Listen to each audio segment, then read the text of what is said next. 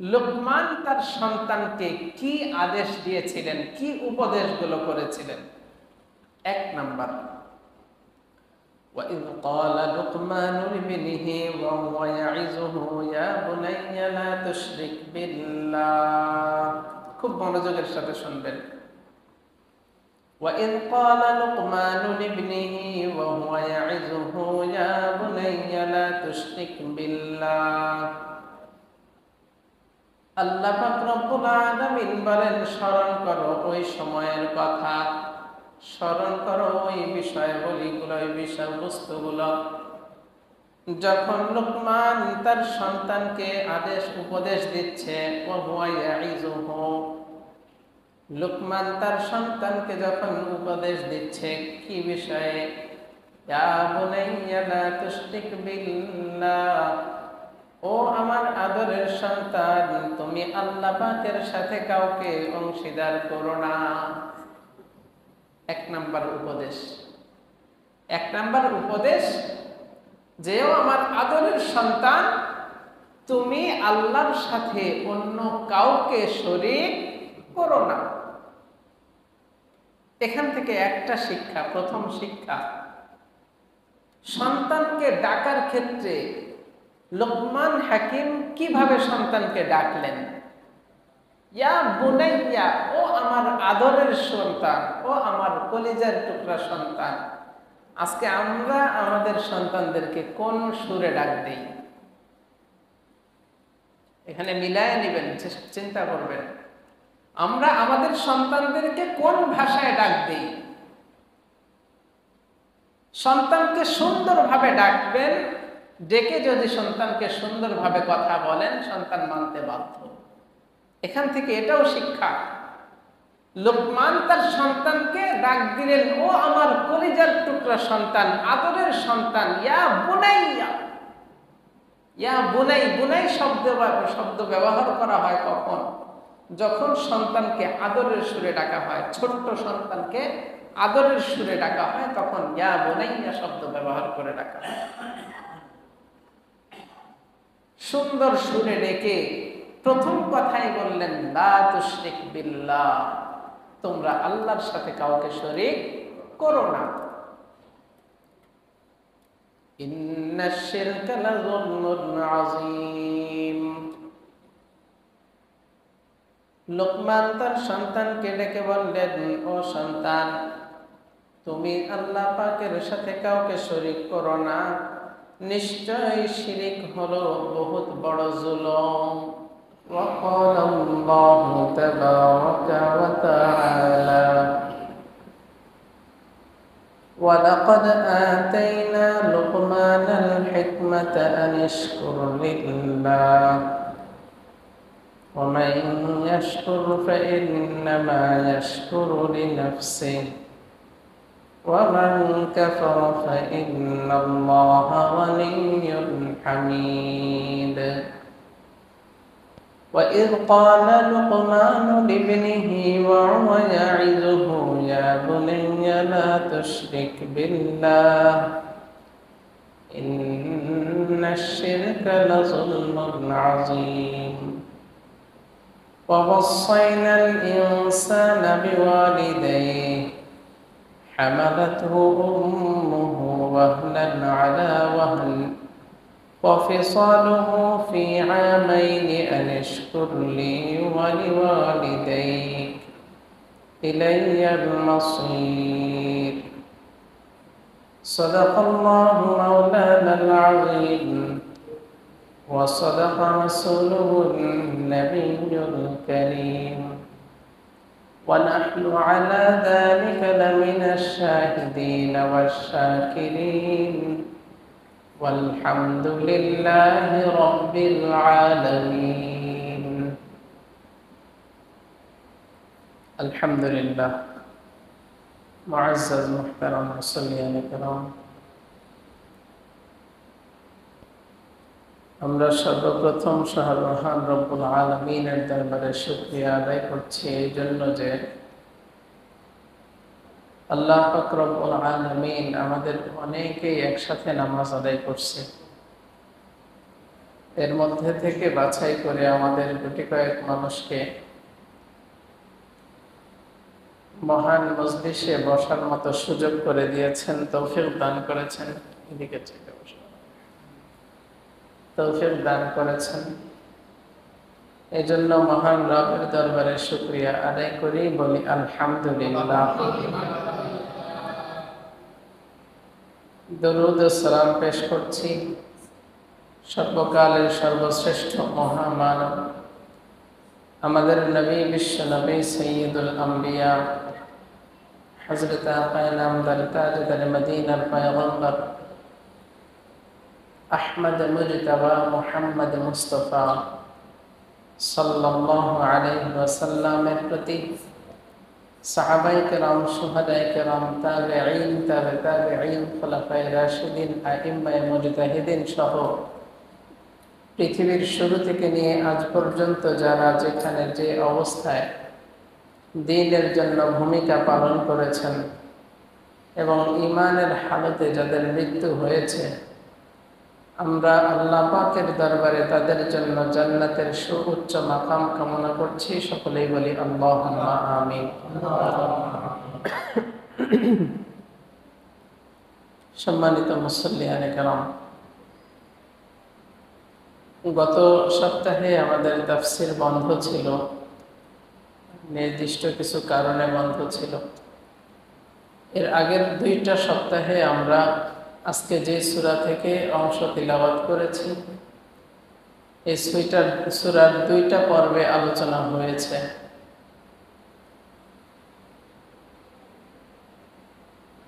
যে সূরাটি তিলাওয়াত করলাম সেই সূরার নাম হলো সূরাতুল লুকমান। এই সূরার নামকরণ যার নামে করা হয়েছে তিনি কোনো নবী ছিলেন না, তিনি ছিলেন একজন সাধারণ মানুষ, বুজুর্গ ব্যক্তি, হিকমতওয়ালা ব্যক্তি, জ্ঞান সম্পন্ন ব্যক্তি। আল্লাহ পাকের কাছে তার মর্যাদা এত বেশি পাইছেন, যার ফলে আল্লাহ পাক রব্বুল আলামিন তার নামে সূরার নামকরণ করেছেন সূরাতুল লুকমান। সুবহানাল্লাহ। গত 2 পর্বে যে আলোচনা হয়েছে সেখানে আল্লাহ পাক রব্বুল আলামিন আমাদেরকে নিয়ামত রাজির স্বীকারোক্তি দান করেছেন। আল্লাহ পাক কি কি নিয়ামত আমাদেরকে দান করলেন, যেই নিয়ামতগুলোর কথা আল্লাহ পাক আমাদেরকে স্মরণ করাইয়া দিলেন, আল্লাহ পাক বলতে চাইলেন, বুঝাইতে চাইলেন, আমি এমন একটি কিতাবের মধ্যে নিয়ামত রাজির কথা তুলে ধরলাম যে কিতাবের মধ্যে কোনো সন্দেহ নেই, আর ওই কিতাবের মধ্যেই আমি লুকমানের কিছু বিষয় তোমাদের সামনে তুলে ধরছি যে কথার মধ্যেও কোনো সন্দেহ নাই। আজকে যে আয়াত থেকে তিলাওয়াত শুরু করেছি, সূরা 2য় রুকু, অর্থাৎ রুকু বলা হয় এমন বিষয়কে, একটা রুকুর মধ্যে এক ধরনের আলোচনা থাকে, এক ধরনের কথাবার্তা থাকে। এক রুকু থেকে আরেক রুকুতে গেলে কথার ধরন চেঞ্জ হয়ে যায়, বিষয়বস্তু চেঞ্জ হয়ে যায়। আজকে যে রুকু নিয়ে আপনাদের সামনে আলোচনা করার চেষ্টা করব ইনশাআল্লাহ, সেটা হলো আল্লাহ পাকের কাছে লুকমান হাকিমের নির্দিষ্ট কিছু বিষয়, যেই বিষয়গুলো উম্মতের জন্য শিক্ষা স্বরূপ আল্লাহ পাক রব্বুল আলামিন কোরআনে পাকের মধ্যে নিয়ে আসছেন। সুবহানাল্লাহ। বিষয়গুলো কি ছিল? লুকমান হাকিম তার সন্তানকে 10টি বিষয়ের উপদেশ দিয়েছিলেন। কয়টি বিষয়? 10টি বিষয়ের উপদেশ দান করেছিলেন। ওই উপদেশগুলো আল্লাহ পাকের কাছে এত পছন্দনীয় হয়েছে যে এই উপদেশগুলো কিয়ামত পর্যন্ত যত বাবা আসবে প্রত্যেকটা বাবার এই উপদেশগুলো তার সন্তানকে দেওয়া জরুরি। সুবহানাল্লাহ। সেই উপদেশগুলোই আজকে আমরা জানার চেষ্টা করব ইনশাআল্লাহ। প্রথমেই আল্লাহ পাক রব্বুল আলামিন লোকমান হাকিমকে এত মর্যাদা দেওয়ার শুরুর ঘটনা হলো আল্লাহ পাক রব্বুল আলামিন বলেন, ওয়ালাকাদ আতাইনা লুকমানাল হিকমাতা আন ইশকুর লিল্লাহ ওয়া মান ইয়াশকুর ফাইন্নামা ইয়াশকুরু লিনাফসিহি ওয়া মান কাফারা ফাইন্নাল্লাহা গনিয়্যুন হামিদ। আল্লাহ পাক রব্বুল আলামিন বলেন, ওয়ালাকাদ আতাইনা লুকমানাল হিকমা, আমি লোকমানকে হিকমত দান করেছি। বলেন সুবহানাল্লাহ। আল্লাহ পাক রব্বুল আলামিন এটা বলেন নাই আমি ওয়ালাকাদ আতাইনা লুকমানাল ইলমা, আমি লোকমানকে ইলম দান করছি, জ্ঞান দান করছি, এমন কথা বলেন নাই। কি বললেন? হিকমত দান করছেন। হিকমত শব্দের ব্যাখ্যা করব।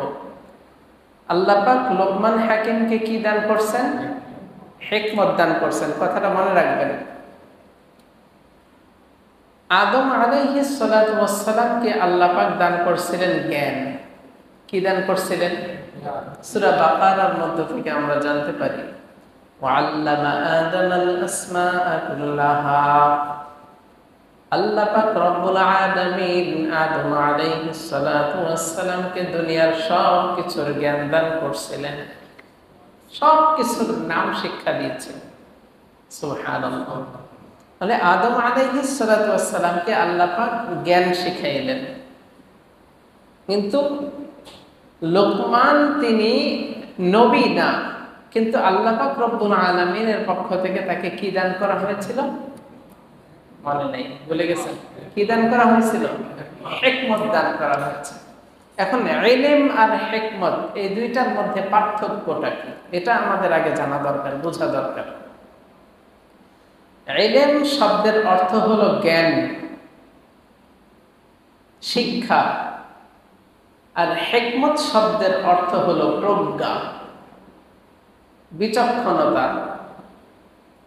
আল্লাহ পাক আদম আলাইহিস সালামকে জ্ঞান দান করছিলেন, লোকমান হাকিমকে প্রজ্ঞা দান করছেন, কৌশল দান করছেন। এটা আরো সূক্ষ্মভাবে বোঝার জন্য বলতেছি, যারা গ্রামগঞ্জে গেছেন বা বড় বড় মাঠের মধ্যে বিচরণ করছেন, বিভিন্ন জায়গায় ঘুরতে গেছেন, দেখবেন মাঠের মধ্যে বা বিভিন্ন রাস্তার পাশ দিয়ে এক জাতীয় গাছ থাকে, যে ওই গাছের আশপাশ দিয়ে হেঁটে গেলে গাছের সুইয়ের মতো একটা লুঙ্গির মধ্যে, কাপড়ের মধ্যে লেগে যায়। দেখছেন কিনা? মানে ওর ওদিক দিয়ে হেঁটে গেলে গায়ের মধ্যে লেগে যায়, কাপড়ে লেগে যায়।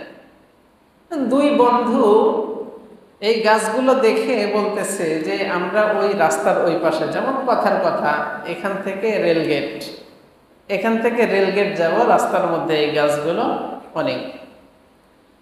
এখন দুই বন্ধুই জানে যে হ্যাঁ, আমার তো গোপীবাগ রেলগেট পর্যন্ত যদি যাওয়া লাগে এই রাস্তাতেই যাইতে হবে। এখন একজন খুব তাড়াহুড়া করে ওই রাস্তায় পার করে চলে গেল, তার জামা কাপড়ের মধ্যে লেগে গেল, এটা কাটা কোটা লেগে গেছে। আরেকজন বন্ধু চিন্তা করতেছে রেলগেট যখন যাইতেই হবে, কাপড়ও তো সেভ করা দরকার। উনি কাপড়গুলা গোছগাছ করে সুন্দর মতো গুছাইয়া নিয়ে, যাতে কাপড়ের মধ্যে ওই ফুটাগুলো না লাগে, এই জন্য সাবধানতার সাথে সেখানে গেলেন। আচ্ছা বলেন তো, তাদের দুইজনের কি একজনেরও জানা ছিল যে সেই পর্যন্ত যাইতে পারবে না এমন কিছু, নাকি দুইজনেরই জানা ছিল যে হ্যাঁ ওখানে যাইতে পারবো? জানা ছিল কিনা? কিন্তু একজন দৌড় দিয়ে চলে গেল, তিনি তার জ্ঞান আছে যে ওখানে যাইতে পারবো, তাই দৌড় দিয়ে চলে গেছে। আরেকজন জ্ঞানের সাথে সাথে তার প্রজ্ঞা, তার হিকমতটা কাজে লাগাইছে, তার কৌশলটা কাজে লাগাইছে যে আমার কাপড় চোপড়ও সেভ করতে হবে, আমার যাইতেও হবে। এটাকে বলা হয় হিকমত। তো আল্লাহ পাক রব্বুল আলামিন লোকমানকে জ্ঞানও দান করছেন, হিকমতও দান করছেন। সুবহানাল্লাহ। কি জন্য হিকমত দান করলেন? আনিশকুরলি আনিশকুরলিল্লাহ। লোকমানকে আল্লাহ পাক রব্বুল আলামিন হিকমত দান করলেন এই জন্য যে তিনি যেন আল্লাহ পাকের শুকরিয়া আদায় করতে পারে। সুবহানাল্লাহ।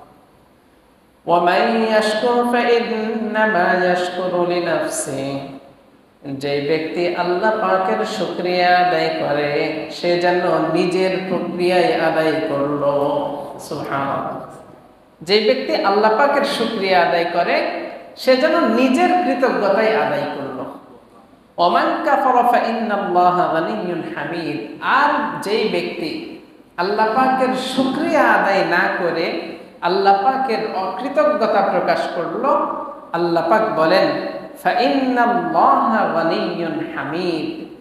তুমি চিন্তা করো না, তুমি যে অকৃতজ্ঞতা প্রকাশ করলা, আমি আল্লাহ বহুত বড় জ্ঞানী এবং ধনী এবং হামিদ, খুব সুন্দর বিচার। সুবহানাল্লাহ। আল্লাহ পাক এখানে বুঝাইতে চাইলেন তুমি যদি শুকরিয়া আদায় করো সেটা তোমারই হবে, আর যদি নাশুকরি করো তাহলে আমার কোনো ক্ষতি হবে না। এখন আসেন লোকমান তার সন্তানকে কি আদেশ দিয়েছিলেন, কি উপদেশগুলো করেছিলেন। এক নাম্বার, وَإِذْ قَالَ لُقْمَانُ لِابْنِهِ وَهُوَ يَعِظُهُ يَا بُنَيَّ لَا تُشْرِكْ بِاللَّهِ। খুব মনোযোগের সাথে শুনবেন। وَإِذْ قَالَ لُقْمَانُ لِابْنِهِ وَهُوَ يَعِظُهُ يَا بُنَيَّ لَا تُشْرِكْ بِاللَّهِ। আল্লাহ পাক রব্বুল আলামিন বলেন স্মরণ করো ওই সময়ের কথা, স্মরণ করো ওই বিষয়গুলো, ওই বিষয়বস্তুগুলো যখন লোকমান তার সন্তানকে আদেশ উপদেশ দিচ্ছে। লোকমান তার সন্তানকে যখন উপদেশ দিচ্ছে কি বিষয়ে? ইয়া বুনাইয়া লা তুশরিক বিল্লাহ। ও আমার আদরের সন্তান, তুমি আল্লাহ পাকের সাথে কাউকে অংশীদার করো না। এক নাম্বার উপদেশ, এক নাম্বার উপদেশ যেও আমার আদরের সন্তান, তুমি আল্লাহর সাথে অন্য কাউকে শরীক করো না। এখান থেকে একটা শিক্ষা, প্রথম শিক্ষা, সন্তানকে ডাকার ক্ষেত্রে লোকমান হাকিম কিভাবে সন্তানকে ডাকলেন? ইয়া বুনাইয়া, ও আমার আদরের সন্তান, ও আমার কলিজার টুকরা সন্তান। আজকে আমরা আমাদের সন্তানদেরকে কোন সুরে ডাক দেই? এখানে মিলায় নেবেন, চিন্তা করবেন। আমরা আমাদের সন্তানদেরকে কোন ভাষায় ডাক দেই? সন্তানকে সুন্দরভাবে ডাকবেন, ডেকে যদি সন্তানকে সুন্দরভাবে কথা বলেন সন্তান মানতে বাধ্য। এখান থেকে এটাও শিক্ষা। লোকমান তার সন্তানকে ডাক দিলেন, ও আমার কলিজার টুকরা সন্তান, আদরের সন্তান। ইয়া বুনাইয়া, ইয়া বুনাই। বুনাই শব্দ ব্যবহার করা হয় কখন? যখন সন্তানকে আদরের সুরে ডাকা হয়, ছোট্ট সন্তানকে আদরের সুরে ডাকা হয়, তখন ইয়া বুনাইয়া শব্দ ব্যবহার করে ডাকা হয়। সুন্দর সুরে ডেকে প্রথম কথাই বললেন লা তুশরিক বিল্লাহ, তোমরা আল্লাহর সাথে কাউকে শরীক করো না। ইন্নাশ শিরকা লাযুলমুন আযীম। লোকমান তার সন্তানকে ডেকে বললেন, ও সন্তান, তুমি আল্লাহ পাকের সাথে কাউকে শরীক করো না, নিশ্চয় শিরিক হলো বহুত বড় জুলুম। পৃথিবীর বুকে আল্লাহ পাকের সাথে অংশীদার সাব্যস্ত করার মতো জুলুম আর একটাও হতে পারে না। যেহেতু এটা জুলুম, আল্লাহ পাক রব্বুল আলামিন ওই জুলুমকে কোন পর্যায়ে নিয়ে গেলেন? ইন্নাশ শিরকা লাযুলমুন আযীম। নিশ্চয়ই শিরিক হলো বহুত বড় জুলুম। 1 নাম্বার শিক্ষা। 2 নাম্বার, ওয়াসাইনাল ইনসানা বিওয়ালিদাইহি, লোকমান হাকিম তার সন্তানকে দ্বিতীয় উপদেশ দিচ্ছেন, ওয়াসাইনাল ইনসানা বিওয়ালিদাইহি, তুমি তোমার পিতামাতার সাথে সুন্দর আচরণ করো। ওয়াসাইনাল ইনসানা বিওয়ালিদাইহি, তুমি তোমার পিতামাতার সাথে সুন্দর আচরণ করো। হামালাতহু উম্মুহু ওয়াহনান আলা ওয়াহন, কারণ তোমার মা তোমার গর্ভধারণের সময় কষ্টের উপরে কষ্ট সহ্য করে তোমাকে গর্ভে ধারণ করছে। ওয়াফিসালুহু ফি আমাইন, এবং 2 বছর যাবত তোমাকে দুগ্ধ পান করিয়েছে। আনিশকুরলি ওয়ালিওয়ালিদাইক, যাতে করে তারা আমি আল্লাহর শুকরিয়া আদায় করতে পারে। সুবহানাল্লাহ। ইলাইয়াল মাসির, আর সর্বশেষ ফিরে যেতে হবে আমি আল্লাহর কাছে। মুহতারাম হাজিরিন, এখান থেকে একটা জিনিস খুব ভালোভাবে জেনে নেন। হামালাতুহু উম্মুহু ওয়াহনান আলা ওয়াহন, তোমার মা তোমাকে গর্ভধারণ করছে কষ্টের উপরে কষ্ট সহ্য করে। মহিলারা 3টা বিষয়ের কষ্ট, যেই 3টা বিষয়ের কষ্ট মহিলারা করতে পারে পুরুষরা করতে পারে না, এমন 3টা বিষয় আছে। জানবেন? সবাই জানেন, মনে করায় দিই। 3টা বিষয়ের কষ্ট যেটা শুধুমাত্র মহিলারাই করতে পারে, পুরুষরা করতে পারে না। 1 নাম্বার হলো গর্ভধারণ করা। 1 নাম্বার কি? পুরুষরা গর্ভধারণ করতে পারে? সম্ভব না। এই গর্ভধারণের গুণাগুণ একমাত্র মহিলাদের নিকট আল্লাহ পাক দিয়ে রাখছেন। এই কষ্ট সহ্য করে মহিলারা। 2 নাম্বার কষ্ট প্রসব করা, সন্তান প্রসব করা। এমনও দেখা যায় সন্তান প্রসবের সময় যখন ঘনায় আসে, পৃথিবীর বুকে স্ত্রীর কাছে তার স্বামীর চাইতে অধিক গুরুত্বপূর্ণ মানুষ আর নেই। আছে নাকি? স্বামীর কাছে, স্ত্রীর কাছে স্বামীর চাইতে গুরুত্বপূর্ণ মানুষ পৃথিবীর বুকে আর কেউ নেই। ঠিক ওই মুহূর্তে যখন গর্ভধারণ করার পর, যখন গর্ভপাত হওয়ার সময় হয়ে যাচ্ছে, যখন সন্তান প্রসবের সময় হয়ে যাচ্ছে, স্বামীকে কাছে ডাক দিয়ে অনেক সময় বলে যে আমি বাঁচে কিনা জানি না, আমাকে মাফ করে দেন। এমন মনে হয় কখনো শুনেন নাই। মুহতারাম হাজিরিন, 3টা কষ্ট যে মহিলারা করতে পারে, পুরুষরা করতে পারে না। এর মধ্যে 1 নাম্বার হলো গর্ভধারণের কষ্ট, মহিলারা ছাড়া করতে পারে না পুরুষরা। 2 নাম্বার সন্তান প্রসবের যে কষ্ট, এই কষ্ট একমাত্র মহিলারাই করতে পারে, পুরুষরা করতে পারে না। 3 নাম্বার, সন্তান প্রসবের পর 2 বছর পর্যন্ত বা 2.5 বছর পর্যন্ত দুধ পান করানো, এটা পুরুষের পক্ষে সম্ভব না। হ্যাঁ, পুরুষ হয়তোবা বাজার থেকে ল্যাকটোজেন কিনে দিতে পারে, বাজার থেকে ডানও কিনে দিতে পারে, বাজার থেকে মাছ কিনে দিতে পারে, আরো বিভিন্ন জাতীয় দুধ কিনে বাচ্চাকে খাওয়াইতে পারে। কিন্তু মায়ের বুকের দুধ, মা যেই দুধটা খাওয়ায়, এই দুধ একমাত্র মা ছাড়া, মহিলা ছাড়া কেউ খাওয়ানো সম্ভব না। এই 3টা কষ্ট শুধুমাত্র মহিলারাই করতে পারে, অন্য কেউ করতে পারে না। এই জন্য হাদিসে পাক থেকে জানা যায় আল্লাহ রাসূল সাল্লাল্লাহু আলাইহি ওয়াসাল্লাম মার সম্মান বাবার চাইতে 3 গুণ বেশি দান করছেন। সুবহানাল্লাহ।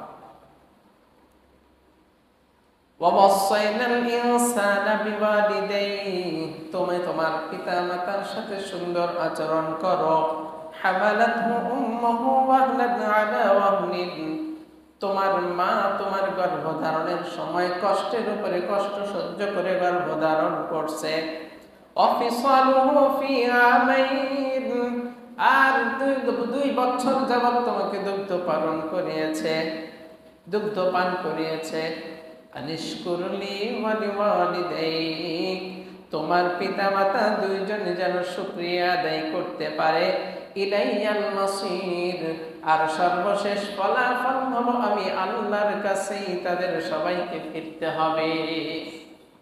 এখন আসেন, এখানে আল্লাহ পাক রব্বুল আলামিন আদেশ করলেন যে পিতামাতার অবাধ্য হওয়া যাবে না, পিতামাতার কথা শুনতে হবে, তাই বললেন না? এখন আসেন, পিতামাতা যদি অবৈধ কোনো কাজের আদেশ করে সেটাও কি মানা জরুরি? এখানে আল্লাহ পাক তো বললেন যে পিতামাতার আচরণ, পিতামাতার সাথে সুন্দর আচরণ করতে হবে, পিতামাতার কথা শুনতে হবে, তাদেরকে কষ্ট দেওয়া যাবে না, তাদের আঘাত করা যাবে না। আল্লাহ পাক রব্বুল আলামিন পরবর্তী আয়াতে এর সমাধান দিয়ে দিতেছেন। আল্লাহ পাক রব্বুল আলামিন বলেন, وَإِن جَاهَدَاكَ عَلَىٰ أَن تُشْرِكَ بِي مَا لَيْسَ لَكَ بِهِ عِلْمٌ فَلَا تُطِعْهُمَا وَصَاحِبْهُمَا فِي الدُّنْيَا مَعْرُوفًا। আল্লাহ পাক রব্বুল আলামিন সন্তানদেরকে, সারা পৃথিবীর সমস্ত মানুষকে বললেন, আমি তোমার পিতামাতার সাথে সুন্দর আচরণের কথা বললাম, আমি তোমার পিতা মাতার সাথে সদাচরণের কথা বললাম, তাদের কথা মানার জন্য আদেশ করলাম। কিন্তু তোমার পিতা মাতা যদি তোমাকে বলে শরীয়ত বহির্ভূত কোনো কাজের আদেশ করে, তখন কিন্তু তোমার পিতার কথা তুমি শুনতে পারবা না। মাজারে সিজদা করা জায়েজ আছে নাকি? পীরের মাথা, পীরের পায়ে গিয়ে সিজদা করা জায়েজ আছে নাকি? কোন বাবা যদি চিন্তা করে, বাবা সন্তানকে বলল, ও আমার সন্তান, তুই আমার সন্তান হওয়ার কারণে আমি তোকে যে আদেশ করব, আল্লাহ বলছে সেই আদেশ মানতে। বাবা বলে আমি অমুকের কাছে গিয়ে সিজদা করি, তুইও করবি। সন্তান যদি না মানে আল্লাহ পাকের ধমকির মুখে পড়বে নাকি? পড়বে? পড়বে না, কারণ এই সিজদার বৈধতা আল্লাহ পাক দেন নাই।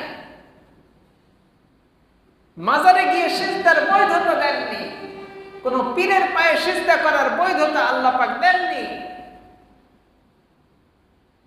তার মানে বোঝা গেল আল্লাহ পাক যেইভাবে পিতামাতার আদেশ মানার কথা বলছেন, ঠিক তেমনি ভাবে শরীয়ত বহির্ভূত কোনো কাজের জন্য যদি পিতামাতা আদেশ করে, সেই আদেশ মানা যাবে না।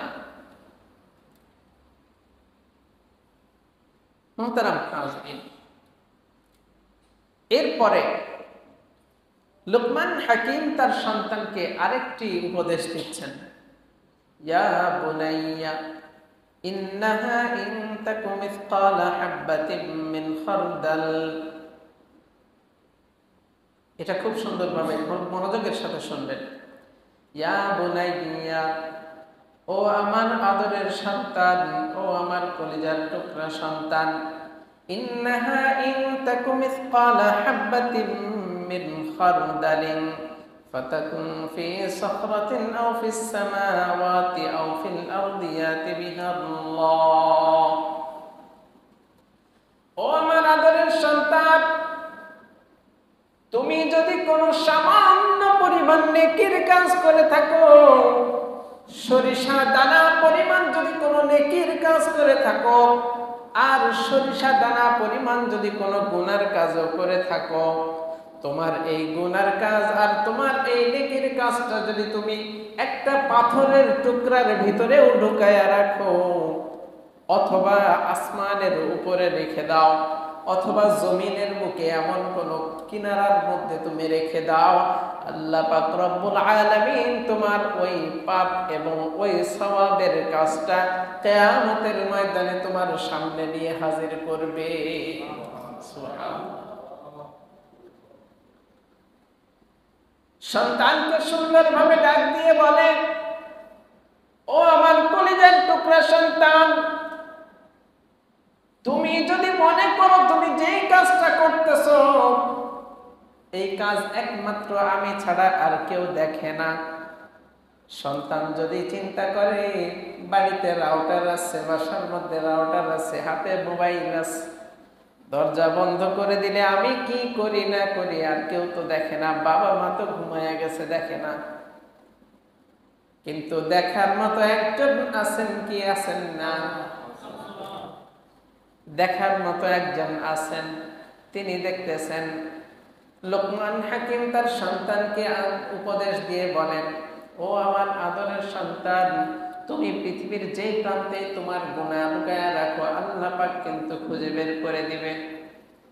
আজকে আমাদের সন্তান সন্ততিকে যদি আমরাও সুন্দরভাবে এইভাবে ডাক দিয়ে বলি, ও আমার বাবা, ও আমার আদরের সন্তান, তুমি ঘরের মধ্যে গিয়ে যদি কোনো অন্যায় কাজ করে থাকো, এটা আমরা হয়তো বা দেখছি না, দেখছেন একজনকে, আল্লাহ। সুতরাং তুমি এই গুনার কাজ থেকে হেফাজতে থাকার চেষ্টা করো।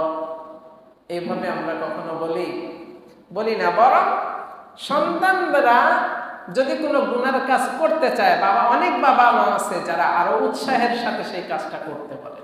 নাউজুবিল্লাহ। এমনও ফ্যামিলি আছে যে ফ্যামিলির ভাই বোন বাবা বিয়ার খায়। নাউজুবিল্লাহ। এমনও ফ্যামিলি আছে, বেহায়া নির্লজ্জ ফ্যামিলি। মুহতারাম হাজরিন, লোকমান হাকিম তার সন্তানকে ছোট্টবেলা থেকে এই উপদেশগুলো দান করছেন। এখন অনেক মানুষ এসে আমাদের কাছে নালিশ করেন, হুজুর ছেলে কথা শোনে না, হুজুর ছেলে কথা শুনে না। আরে কথা শুনবে কি করে? আপনি তো তার প্রাপ্য তাকে দেন নাই, তার প্রাপ্য আপনি তাকে দেন নাই, আপনার কথা কেন শুনবে? পৃথিবীর বুকে যত শিক্ষা আছে সমস্ত শিক্ষার ঊর্ধ্বে হলো কোরআন শিক্ষা। আপনি কোরআনের শিক্ষা আপনার সন্তানকে দেন, তারপরে আপনি জাগতিক শিক্ষায় যে পর্যন্ত পড়াইতে পারেন পড়ান, কোনো সমস্যা নাই। ওই সন্তানকে আপনি যে কোরআনের শিক্ষা দিলেন, ওই সন্তান আপনাকে কখনো বৃদ্ধাশ্রমে রাখবে না। এমন ব্যারিস্টার আছে, এমন উকিল আছে যে সেখানে কোর্টে গিয়ে ওকালতি করে, কোর্টে গিয়ে ব্যারিস্টারি করে, অথচ তার বাবা মাকে বৃদ্ধাশ্রমে রাখছে। কারণ এই কোরআনের জ্ঞান তার ভিতরে বাবা মা ঢুকায় নাই। এটা সন্তানের দোষ দিয়ে কোনো লাভ নেই।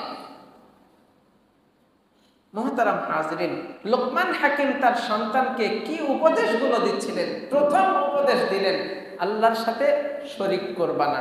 তাওহীদের শিক্ষা দিলেন, প্রথম শিক্ষা। দ্বিতীয় শিক্ষা দিলেন, ওয়াসাইনাল ইনসানা বিওয়ালিদাইহি, তোমার পিতামাতার সাথে সুন্দর আচরণ করো, পিতামাতার সাথে সুন্দর আচরণ করো। 3 নাম্বার শিক্ষা দিলেন যে তুমি যদি কোনো গুনার কাজ করে থাকো, এই গুনার কাজও আল্লাহ পাক তোমার সামনে তুলে ধরবে। তুমি যদি নেকির কাজ করে থাকো, এই নেকির কাজটাও তোমার সামনে আল্লাহ পাক তুলে ধরবেন। ইন্নাল্লাহা লাতীফুন খাবীর, নিশ্চয় আল্লাহ পাক রব্বুল আলামিন সূক্ষ্ম বিষয়ের আল্লাহ পাকের জানা আছে। একেবারে সূক্ষ্ম থেকে সূক্ষ্ম বিষয়ে আল্লাহ পাকের জানা আছে না নাই?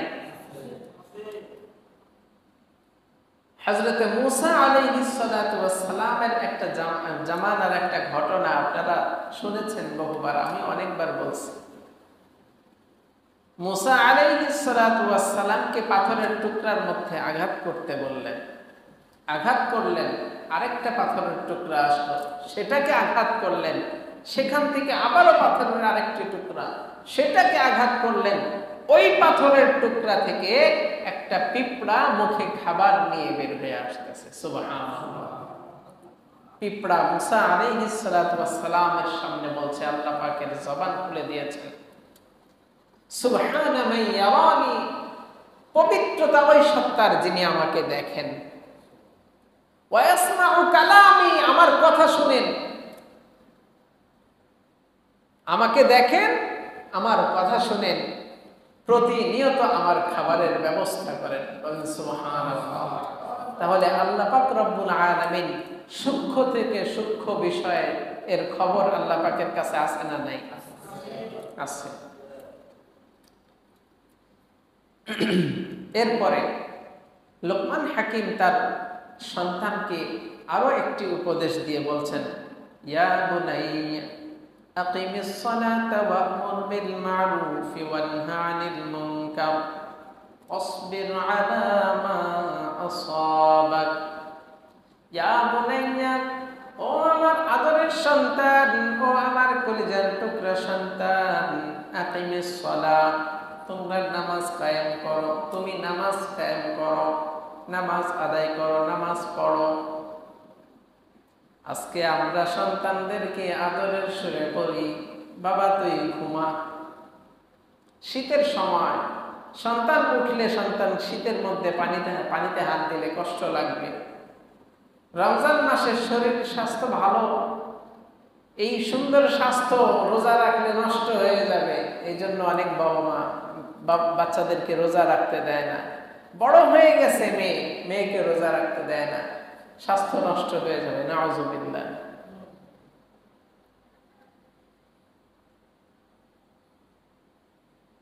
जैसा करनी वैसा भरनी, ना माने तो करके देख, जन्नत भी है दोज़ख भी है, ना माने तो मर के देख। তুমি যেমন করবা ঠিক তেমন তুমিও পাইবা। जैसा करनी वैसा करनी भरनी, তুমি যেমন করবা ওই রকমই তোমাকে পাইতে হবে। না মানে তো করকে দেখ, যদি তুমি এই কথা না মানো তাহলে কইরা দেখো, তুমি পাইবা। जन्नत भी है दोज़ख भी है, ना माने तो मर के देख, জান্নাতও আছে দোজখও আছে। এই কথা স্বীকার করতে যদি তোমার কষ্টই হয় তাহলে তুমি মৃত্যুবরণ করে দেখো, জান্নাত আছে কিনা, জাহান্নাম আছে কিনা। আমি আমার সন্তানকে যেই রাস্তায় হাঁটাবো, সন্তান আমাকে সেইভাবেই ফেরত দিবে। এজন্য এই উপদেশগুলো আল্লাহ পাক রব্বুল আলামিনের কাছে এত পছন্দনীয় হলো কেন? কারণ এই উপদেশগুলো তার সন্তানকে এই জন্য দিলেন একমাত্র আল্লাহর দিকে তাকায়। সুবহানাল্লাহ। ইয়া বুনাইয়া আকিমিস সালাত, ও আমার আদরের সন্তান, তুমি নামাজ আদায় করো, নামাজ কায়েম করো। ওয়া'মুর বিল মারুফ, সৎ কাজের আদেশ করো। ওয়ানহা আনিল মুনকার, অসৎ কাজ থেকে ফিরায় রাখো। সৎ কাজের আদেশ করো, অসৎ কাজ থেকে ফিরে থাকো। ওয়াসবির আলা মা আসাবাক, এবং তোমার যদি কোনো মুসিবত এসে যায়, তোমার যদি কোনো বিপদ এসে যায়, সেই বিপদের সময় তুমি আল্লাহ পাককে স্মরণ করে ধৈর্য ধারণ করো।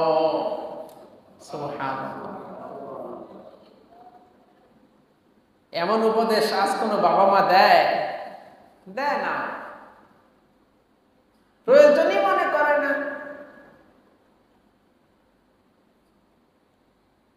তুমি নামাজ কায়েম করো, সৎ কাজের আদেশ করো, অসৎ কাজ থেকে ফিরে থাকো। ওয়াসবির আলা মা আসাবাক, যদি কোনো বিপদ এসে যায়, কোনো মুসিবত যদি তোমার সামনে এসে যায়, আল্লাহর দিকে তাকায়া ধৈর্য ধারণ করো। সুবহানাল্লাহ। ইন্না যালিকা মিন আজমিল উমুর। এরপরে লোকমান হাকিম তার সন্তানকে বলেন, ওয়ালা তুসাইর খাদ্দাকা লিন-নাসি ওয়ালা তামশি ফিল আরদি মারহা, ওয়ালা তুসাইর খাদ্দাকা লিন-নাস, ও আমার আদরের সন্তান, তুমি মানুষদের সাথে অন্যায় জোর গলায় কথা বলো না। ওয়ালা তুসাইর খাদ্দাকা লিন-নাস, মানুষের সাথে কর্কশ ভাষায় কথা বলো না। দেখেন উপদেশগুলো কেমন, তুমি মানুষের সাথে কর্কশ ভাষায় কথা বলো না। ওয়ালা তামশি ফিল আরদি মারহা, এবং জমিনের বুকে তুমি যে চলাফেরা করো, দাম্ভিক হয়ে চলাফেরা করো না। একজন বাবার উপদেশ সন্তানের জন্য। ওয়ালা তুসাইর খাদ্দাকা লিন-নাস, মানুষের সাথে গালমন্দ করো না, মানুষকে হেয় প্রতিপন্ন করো না, মানুষকে ছোট করে দেখো না। এবং জমিনের বুকে তুমি চলাফেরা করার সময় দাম্ভিকভাবে, অহংকারীভাবে চলাফেরা করো না। ইন্নাল্লাহা লা ইউহিব্বু কুল্লা মুখতালিন ফখুর। লুকমান হাকিম তার সন্তানকে যে উপদেশগুলো দিচ্ছেন, এই উপদেশগুলো আমাদের সন্তানদেরকে দেওয়া দরকার আছে কিনা? সর্বশেষ লুকমান হাকিমের আরেকটি উপদেশ।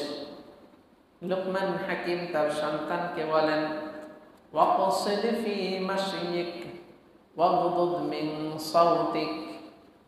ওয়াকসিদ ফি মাশইক, জমিনের বুকে, দুনিয়ার বুকে তো যখন তুমি চলাফেরা করবা তখন মধ্যম পন্থা অবলম্বন করবা। ওয়াকসিদ ফি মাশইক, চলাফেরা করার সময় তুমি মধ্যপন্থায় অবলম্বন করবা। অহংকার করে জোরেও হাঁটা চলা করবা না, আবার একেবারে নম্র এমন নরম হয়ে যায় না যে মানুষ তোমাকে বিভিন্নভাবে পদচ্ছিন্ন করে। দেখেন, তুমি এমন ভাবে চলাফেরা করবা না যাতে মানুষ কষ্ট পায়, আবার এমন ভাবেও চলাফেরা করবা না যাতে মানুষ তোমাকে একেবারে পদদলিত করে। মধ্যম পন্থা অবলম্বন করবা। সুবহানাল্লাহ, কত সুন্দর কথা, কত সুন্দর উপদেশ। ওয়াগদুদ মিন সাওতিক, এবং তোমার আওয়াজকে নত সুরে রাখবা, নিচু সুরে, মানে মাধুর্য সুরে কথা বলবা। ওয়াগদুদ মিন সাওতিক, কেন সুন্দর সুরে কেন কথা বলবা? ইন্না আনকারাল আসওয়াতি লাসাওতুল হামির। সুন্দর সুরে কথা বলার কথা বলছেন। অনেক মানুষ আছেন যারা এত কর্কশ ভাষায় কথা বলে, এত কর্কশ ভাষায় কথা বলে যে মানুষের কিছু আইলো কি গেল এটা দেখার বিষয় না, আমার বলার দরকার, আমি বলতেছি। আমার কথাটা মানুষের কাছে পছন্দ হোক না হোক, আমি বলতেছি। অনেক মানুষ এমনও আছে যারা অহংকার বশত, এই ও কি বলছে, ওর কথার কোনো পাত্তা নাই, ও কি বলছে না বলছে দরকার নেই, আমি কি বলছি সেটা দেখো। এটা বলা যাবে? বলা যাবে না। তো লুকমান হাকিম তার সন্তানকে কি উপদেশ দিলেন? ওয়াকসিদ ফি মাশইক, জমিনে যখন চলাফেরা করবা মধ্যম পন্থা অবলম্বন করবা। ওয়াগদুদ মিন সাওতিক, এবং তোমার আওয়াজকে নিম্ন স্বরে রাখবা। ইন্না আনকারাল আসওয়াতি লাসাওতুল হামির, নিশ্চয় দুনিয়ার বুকে যত আওয়াজ আছে সবচেয়ে নিকৃষ্ট আওয়াজ হলো গাধার আওয়াজ। সবচেয়ে নিকৃষ্টতম আওয়াজ হলো গাধার আওয়াজ। এত কর্কশ আওয়াজ, যেই আওয়াজকে কোনো মানুষ পছন্দ করে না। ইন্না আনকারাল আসওয়াতি লাসাওতুল হামির, তুমি এমন চিল্লায়া কথা বলো না, এমন সুরে কথা বলো না, যেই সুরে কথা বললে মানুষ যেমন গাধার আওয়াজকে পছন্দ করে না, তুমি যদি ওইভাবে কথা বলো তাহলে তোমাকেও মানুষ পছন্দ করবে না। সুতরাং তুমি মধ্যম পন্থা অবলম্বন করে কথা বলো। সুবহানাল্লাহ। এই মোট 10টি উপদেশ লুকমান হাকিম তার সন্তানকে করেছেন। উপদেশগুলো সংক্ষেপে আমরা আবার শুনি এবং আমরা আমাদের নিজের জীবনে বাস্তবায়ন করার চেষ্টা করি। লুকমান হাকিম তার সন্তানকে 1 নাম্বার উপদেশ দিলেন, ইয়া বুনাইয়া লা তুশরিক বিল্লাহ, একমাত্র আল্লাহর সাথে অন্য কাউকে শরীক করো না। 1 নাম্বার তাওহীদের শিক্ষা। 2 নাম্বার শিক্ষা, 2 নাম্বার উপদেশ দিলেন, পিতামাতার সাথে সুন্দর ব্যবহার করো। কেন করবা? কারণ হামালাতহু উম্মুহু ওয়াহনান আলা ওয়াহন, মা তোমাকে কষ্টের উপরে কষ্ট সহ্য করে গর্ভধারণ করছে। 2 নাম্বার সন্তানের পিতামাতার সাথে সদাচরণ করা। 3 নাম্বার, ইয়া বুনাইয়া ইন্নাহা ইন তাকু মিসকালা হাববাতিন মিন খারদাল, তুমি এমন কাজ করো না যেই কাজটা তোমাকে লজ্জিত হতে হয়, এমন কাজ করো যেই কাজের সুফল তোমার কাছে আসে। অর্থাৎ তুমি গোপনে এমন গুনাহ করো না যেই গুনাহটাও তোমার কিয়ামতের ময়দানে আল্লাহ পাক সবার সামনে প্রকাশ করে দেয়, অথবা এমন নেকির কাজও যদি তোমার গোপন থাকে তাহলে সেটাও তোমার সেদিন প্রকাশ পাবে। সুতরাং তোমার এখান থেকে শিক্ষা হলো, তুমি নেকির কাজ করো আর গুনার কাজ করো, দেখতেছেন কে? তুমি সারা রাত গুনাহ করলেও আল্লাহ পাক দেখছেন, এটার ফলাফল দিবেন। তুমি সারা রাত যদি তাহাজ্জুদ পড়ো, এটাও আল্লাহ পাক দেখছেন, পৃথিবীর কেউ দেখুক না দেখুক, ফলাফল সেদিন আল্লাহ পাক দিবেন। 3 নাম্বার। 4 নাম্বার, ও আমার আদরের সন্তান, তুমি নামাজ কায়েম করো। 5 নাম্বার, ওয়ামুর বিল মারুফ, সৎ কাজের আদেশ করো।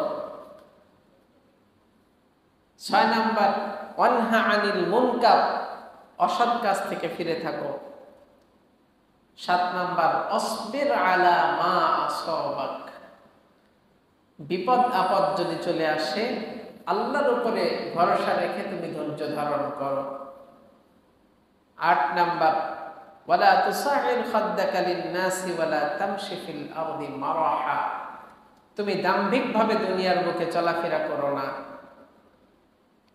মানুষের সাথে জোর গলায় কথা বলো না, অহংকার বশত কথা বলো না,